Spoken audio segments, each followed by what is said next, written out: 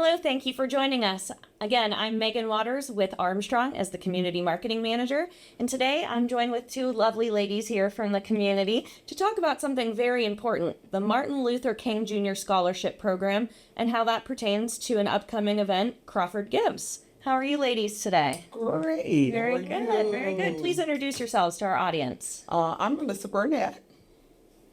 And this is? Yep, I'm Lisa Pepicelli Youngs, and together we're the co-chairs of the Sustainability Committee for Martin Luther King Scholarship Fund. Very good. And tell us a little bit, if someone isn't familiar, what is the scholarship program? Okay, the scholarship program. Well, I think I'm going to talk about the mission.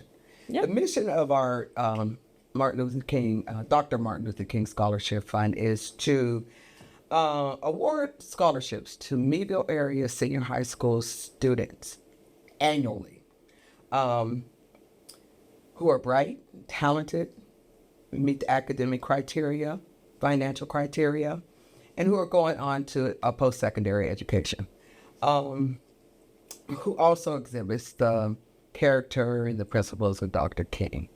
So we do this every year. I like to brag about this is our 56th year that we've done this. And our scholarship is perpetual. Mm-hmm. It is endowed and is housed at the Crawford County Heritage Foundation.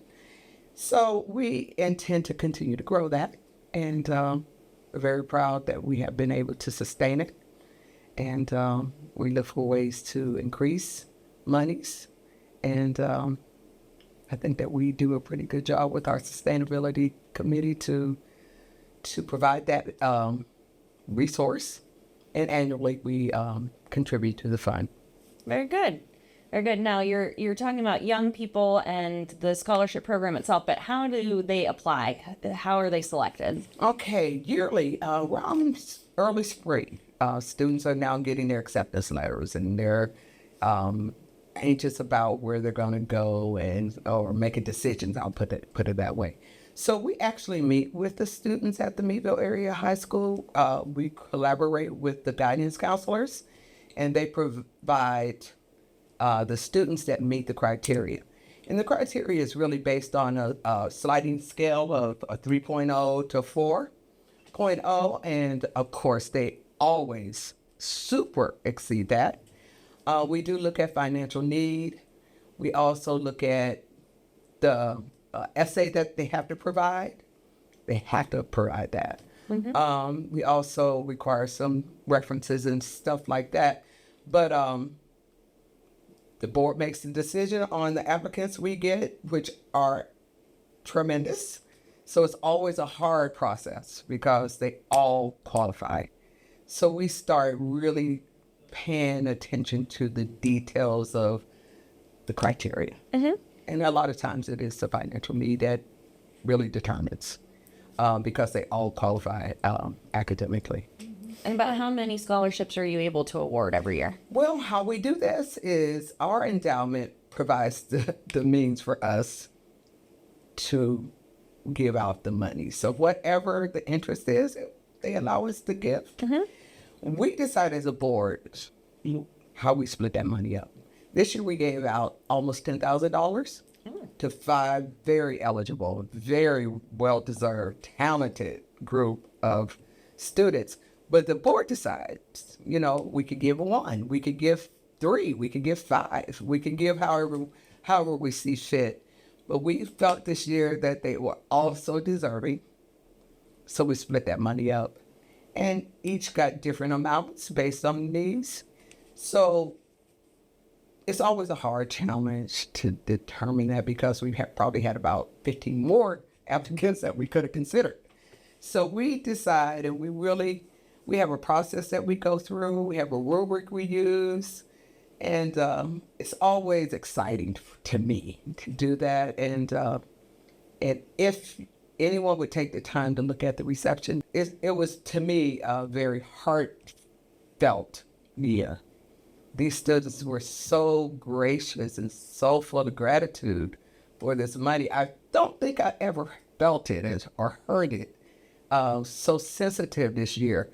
And they were so grateful because some of them said that they would have been able to achieve this goal without this help. And I'm sure they got other scholarship opportunities in the community, but we're proud that we can be a part of that. And so that's kind of how that goes. I think it's important to note that it's a meaningful size. You know, you see some of these are $100 or something, and in today's world, that doesn't get very far. Sure. But these are several $1,000s per student every year that we're able to do that. And it is done through the endowment process, so we're building it for the future. Right. Right. Like you said, sustainable committee, sustainable committee members, keeping that money local and inspiring some young folks to you're investing in their future. You're investing in our community. And you're showing people at an early stage in their young lives that, people believe in them, that they have the support, that they can do it. So that's amazing. And you mentioned the event where you present these, as that's the Savor for Scholars event. No. Is that a different event? It's really different. Wow. You guys you keep a busy schedule at this program. The Dr. Martin Luther King Scholarship Board has several tenets. But the scholarship reception, which I am the chairperson of, inadvertently, we actually do a reception every year. It's very premier as the sustainability event. We bring back a former recipient, and Allegheny College is one of our partners, so we always have it at the Tippy Center. And then? We just make it real special, very elegant, provide, refreshments and that type thing, invite their families, their friends, and community members, and of course the board. And it's just an awesome event because they really don't know what to expect, and when they get there, they're like, oh my God, and the press is there, and they take pictures, and the families get a chance to introduce their families. They have to give an acceptance speech. Some of these speeches are college level already.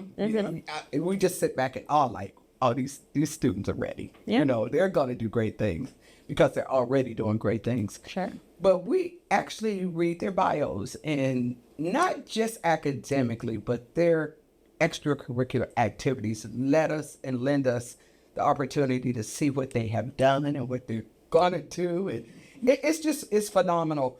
I'm kind of gonna have a little brag moment. This year, my son came back after 15 years, and he was the keynote speaker. He's an administrator at Syracuse University in the alumni and fundraising area. Very proud. But he was a 2010 recipient.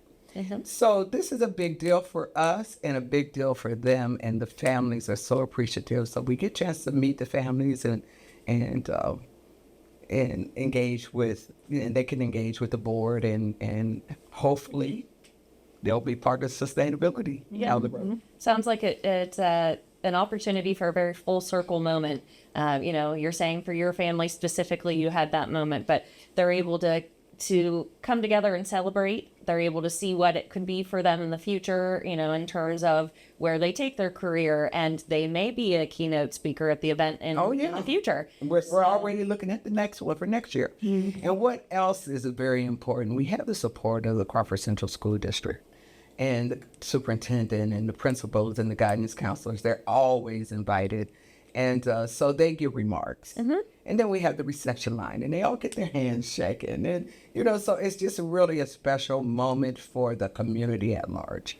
That's wonderful. That's what I think our area is really in tune with and does really well, is to come together and to have those very wholesome community level events and support. So that's terrific. That's so true. And speaking of, one of the big reasons we're here today is to talk about a big local support effort, which is Crawford Gives.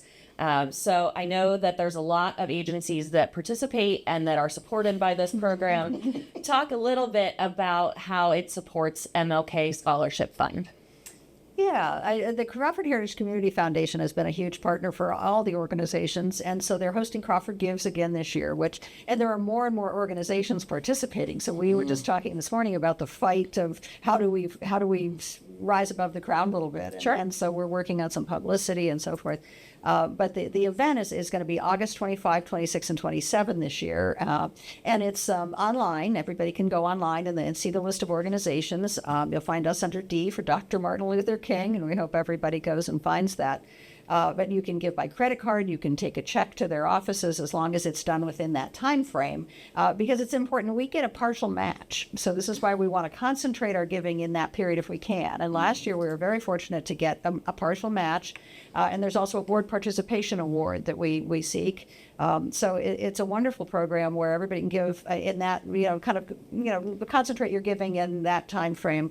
And then we do one other fundraiser during the year. So these are our two sources of funds would be the Crawford Gives, and then we do Saber for Scholars in April. And that'll be April 26th in 2025. So hope everybody marks their calendars for that.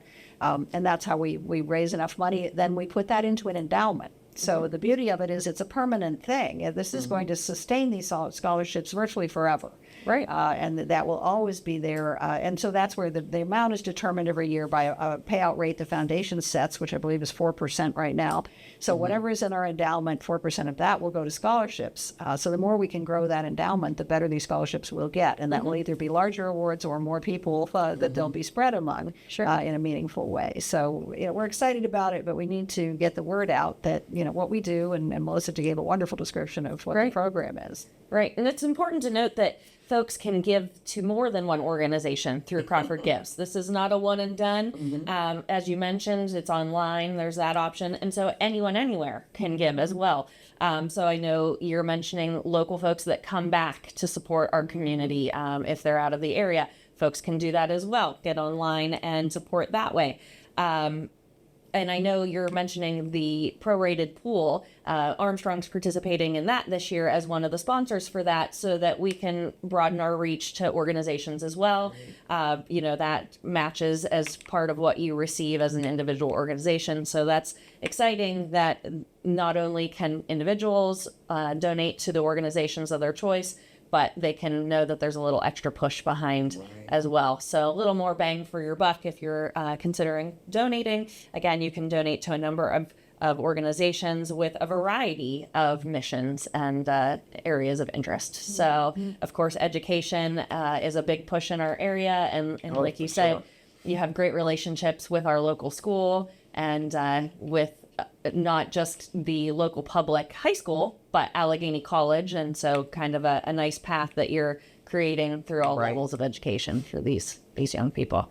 So anything else that we should mention? I know we want to make sure they get the save the date on their calendar for Saver for Scholars. And that's, you said, in April, April 26th of 2025. So make sure you get that on your calendar.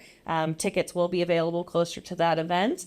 And I'm sure we'll be chatting about that again. If you have interest in looking back through for some more information on the Saver for Scholars event, you can look through our playlist. We did a video for that earlier this year in advance of the 2024 event. So please look back through. You can check that out. And I'm sure we'll be talking again ahead of the 2025 event to see what the plans are for the newest event and fundraiser.